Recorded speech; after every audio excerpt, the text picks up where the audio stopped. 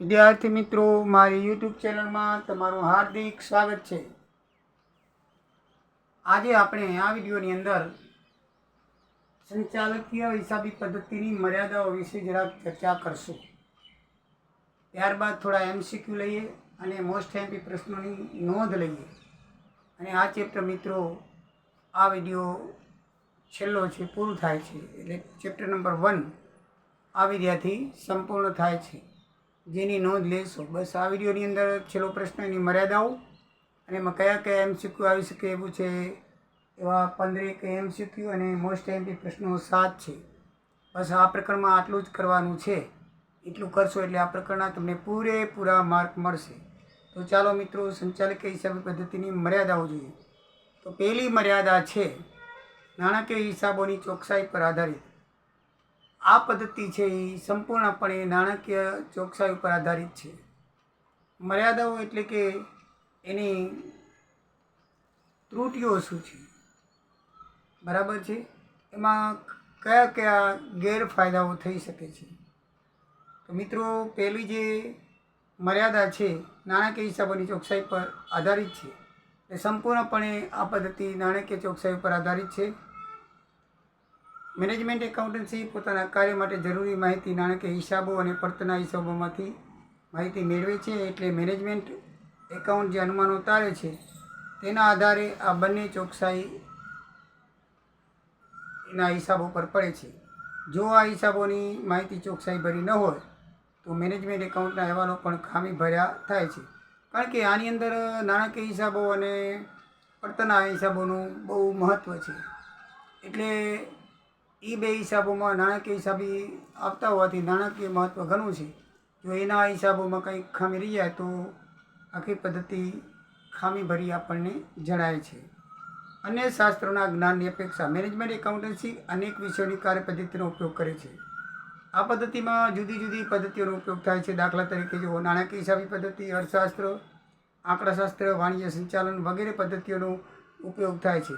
આ બધા જ વૈજ્ઞાનિક પદ્ધતિઓનો જો ઉચ્ચ સંચાલકોને બરાબર ખ્યાલ ન હોય તો મેનેજમેન્ટ એકાઉન્ટે રજૂ કરેલી જે માહિતી છે એ યોગ્ય નિર્ણય પ્રમાણે નહીં લીધેલી હોય, એટલે સંચાલકો દ્વારા ઉપયોગમાં લેવાનો સંભવ ઓછો છે।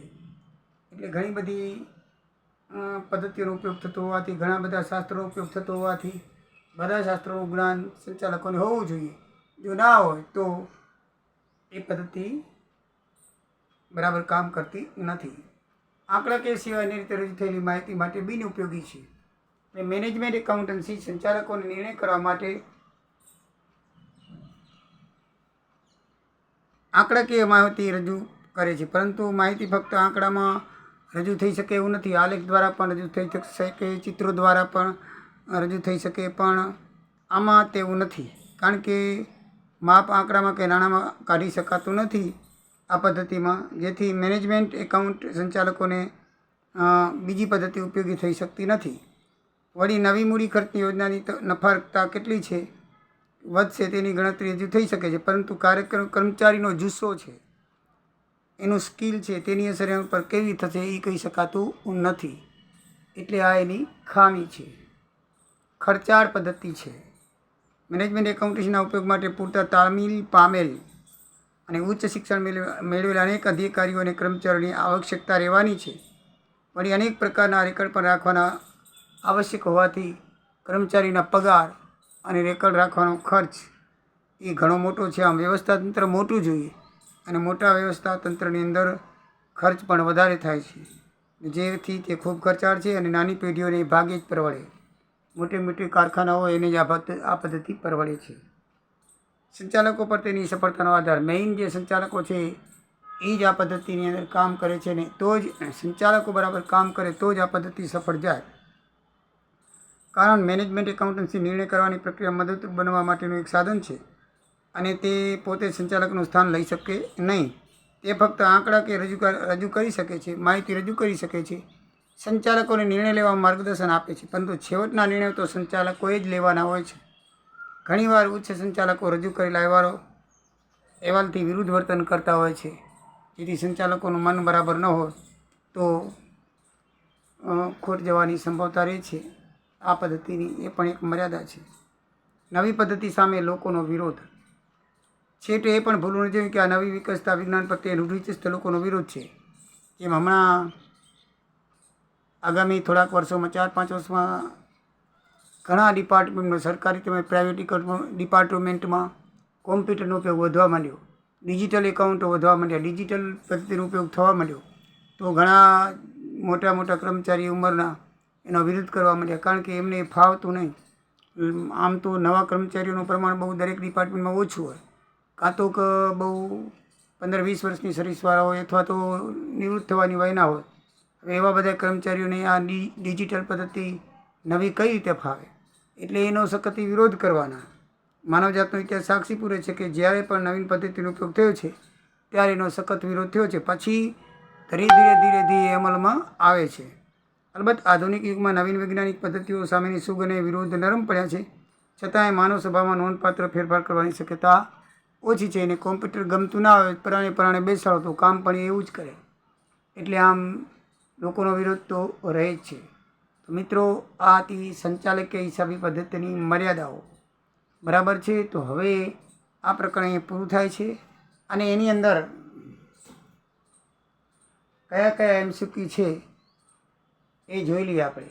નાણાકીય હિસાબોની મર્યાદામાં કયો મુદ્દો સાચો નથી? તો નિર્ણયો માટેનો ઉપયોગી એ મુદ્દો સાચો નથી. આમાં મેં એમસીક્યુ નથી લખ્યા, સીધો જવાબ લખ્યો છે. એના જે 4 ઓપ્શન હોય છે એ મેં જણાવેલા નથી. બરાબર છે. તો એનો ફક્ત જવાબ લખેલો છે.